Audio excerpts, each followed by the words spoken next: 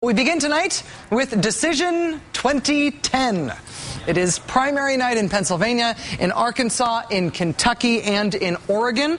In Kentucky, the Republican primary for retiring Senator Jim Bunning's seat has been called by the Associated Press. The winner is Rand Paul, the son of cult figure Congressman, and I mean that in a good way, Ron Paul, with, at this point, 77% of precincts reporting. Rand Paul has 60% of the vote, while Kentucky Secretary of State Trey Grayson has 35% of the vote. There's also an important Democratic primary for that Senate seat in Kentucky. Lieutenant Governor and former Senate candidate Daniel Mongiardo is facing off against State Attorney General Jack Conway with 77% of the vote. In 77% of precincts reporting. At this point, Jack Conway is ahead of Daniel Mongiardo, 46% to 41%. We will be keeping an eye on that one. In Pennsylvania, incumbent Democratic Senator Arlen Specter is facing a stiff challenge from Congressman Joe Sestak. Polls closed an hour ago, and right now, with just 6% of precincts reporting, we're looking at Arlen Specter ahead, 59 to 42% over Joe Sestak. But again, those are very, very early numbers. Don't jump to conclusions about that. 6% of precincts reporting. In Arkansas, incumbent Democratic Senator Blanche Lincoln has also encountered some sturdy opposition to her re-nomination. She's facing the Democratic Lieutenant Governor of Arkansas, Bill Halter. Polls closed 30 minutes ago. At this point, we are not able to report any significant percentage of precincts reporting. We will be keeping an eye on those numbers as they come in. There will be one House seat decided tonight, not a primary, but an actual election, a special election. The winner will go to Washington, at least till November. That race is Pennsylvania's 12th district. It was previously represented by the late Congressman John Murtha. Democrats hoping that Mark Kritz will keep the seat for the Democratic Party. Republicans pitting their considerable hopes for that seat on the challenger Tim Burns. So far, again, we are not able to report any significant percentage of precincts reporting, but Mark Kritz, the Democrat, versus Tim Burns, the Republican, for Jack Murtha's 12th district in Pennsylvania seat. We'll be watching that as the night unfolds. All of these races have been portrayed from time to time as national bellwethers, as indicators of what might happen nationally in the midterm elections in November. To be frank, it's not clear that any of these races is a bellwether for anything, except maybe in terms of voter turnout and enthusiasm. Those may be the key numbers from tonight's contests. If voters are motivated to turn out for primaries, it stands to reason that they are also likely to show up in greater numbers in the general election. Maybe. So far, we have no precise measurements of turnout from today. Officials in Kentucky anecdotally reported low voter turnout today, possibly because of some rainy weather there. Some conflicting reports also about turnout in Pennsylvania. Light earlier in the day. It may have picked up in the evening. Joining us now from Philly is NBC News correspondent and Pennsylvania News veteran Andrea Mitchell, host of Andrea Mitchell Reports, which airs right here on MSNBC every weekday at 1 p.m. Eastern Time. Andrea, it's great to see you. Thanks for being here. Good to see you. Thank you.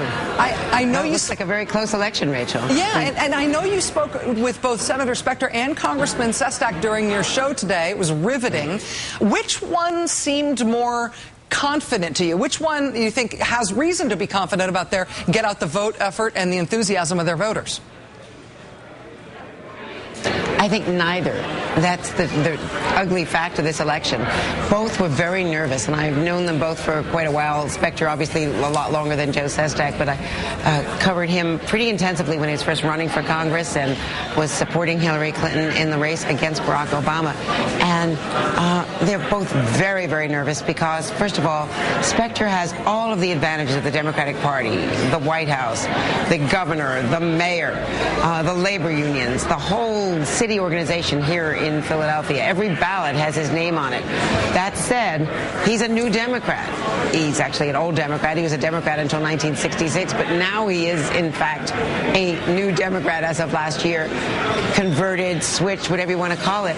And that really cuts against the grain with people who are suspicious of politicians in general right now and doesn't help him with the voters. That said, he has voted Democratic values over and over again, despite the campaign advertisements, devastating campaign advertisement from Joe Sestak showing him with George W. Bush.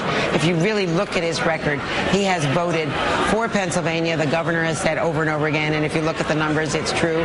He is the one who was the critical vote, one of the, the important votes, obviously, for the stimulus and the health care bills for President Obama, and in fact for NIH funding, a really key issue, the $10 billion as part of the stimulus bill that went to cancer research. So Specter has a lot that he can argue about, but it is an anti-incumbent year, and he is more of an incumbent than Joe Sestak, even though they're both members of Congress and the Senate. Congressman Sestak's challenge to Senator Specter has been broadly construed as a challenge from the left, although I don't think anybody would confuse Admiral Sestak with, say, me, in terms of being that far left on the number line. I've also seen some... Not even close, Rachel. Not even close, I know. But I've also seen some polling, some interesting polling showing that more conservative identified Democratic voters in Pennsylvania were actually leaning in Sestak's direction. Are you able to get any sense about how liberal versus conservative Democrats may be deciding between these two men? I think there are other issues. It's not so much ideological as it is really a referendum on Arlen Specter. There is an age issue, which Sestak has raised pretty aggressively. Specter is 80 years old. He has twice suffered from cancer and is a cancer survivor. He's a fighter. And that age issue has argued against him with those who say this is a change election. That's what Sestak is trying to argue. But a lot of people, I went all over to the polling places, to different precincts, and people don't really know Joe Sestak. He's not well known outside of his congressional district, despite a lot of television advertising that came on late, and very, very smart television advertising that really played, and some would say unfairly played, to Specter's strengths, took things out of context. That's Specter's response to that. Specter's had a lot of money and a lot of support, but did not have President Obama. And I've got to tell you that Bob Brady, the congressman who is the party leader here in Philadelphia, there's a lot of anger on the part of the party leadership. They won't say it overtly, but certainly the governor and others, they didn't have a promise from the president to come in. In fact, they were told he wouldn't be coming in. But with an election this close, Barack Obama flying into Pennsylvania, into Philadelphia in particular, to get out the vote in the last 24, 48 hours, instead of flying over it, which he literally did, to go to Youngstown, Ohio, that would have made a big difference. Joe Biden, often referred to as the third senator from Philadelphia because of his being from neighboring Wilmington, just a commute away. And he was here last night giving the commencement address for his daughter at the University of Pennsylvania School of Social Work, and did not have a campaign rally. That is deeply felt. There's a loyalty issue here. The White House, before the polls closed, suggesting to Chuck Todd and other reporters, well, Specter asked us to convert to become a Democrat because he was afraid to run against Pat Toomey, the very conservative Republican who has shown a great deal of strength on the Republican side here tonight. That is not the scenario that local leaders here say. They say, Mayor Nutter and others, they were there at one of the very first Recovery Act events here in Philadelphia when Joe Biden, for years, was trying to woo Specter because he really was a Democrat, many felt, at heart. And Biden approached him in front of a lot of people, witnesses. I was actually at that event. And so they say it was not Specter approaching the White House, as they put out today. It was the White House wooing him.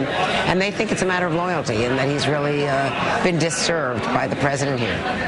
NBC's Andrea Mitchell joining us live from Philadelphia. Andrea, thank you for joining us now. We'll see you again at 11 p.m. Eastern, where we'll be live once again with the latest results. Appreciate it. Joining us now on the state of the rest of the primary races, NBC and MSNBC political director Chuck Todd. Hello, Mr. Todd. Thanks for joining us. How are you, Rachel? I'm great. You know, it's striking me talking to Andrea there about Arlen Specter and how he got himself into this position. Specter obviously famously leaving the Republican Party and explaining in totally blunt terms, I'd lose a Republican primary, now looking down the barrel of a very difficult Democratic primary. Are you able to add anything to us, add anything to our reporting in terms of where we expect Specter v. Sestak to go tonight? Well, I can tell you this, is that the turnout models have all been moved up. There was a late surge in turnout. So the Democratic Party apparatus folks I've talked to, the White House, sort of relieved. They saw those early turnout numbers. You know, they get these reports from different places in the field. And that not only made them nervous about Sestak Specter, although, again, they at this point don't have a huge preference. What it really made them nervous about was this idea that maybe the Democratic base wasn't enthused, and of course that would have create huge problems for them in that special congressional election. I know we're going to talk about that in a minute, but now they actually think they may get a turnout higher than the Rendell-Bob Casey Jr. primary in 2002, and I bring that up because those are two political heavyweights, and so to get a turnout like that, it's sort of a sense of relief by those of the look. We actually have to see all the ballots counted. Chuck, let me just interrupt you for just 1 second to make a call. AP has just called the Republican Senate primary in Pennsylvania. No surprise here for Pat Toomey. Again, not a surprise, but I wanted to make sure we got that call on the air as soon as we got it. Go ahead, Chuck. No, that's fine. And it just that they were worried, so the idea that they might actually get more Democrats to show up in this primary than, say, in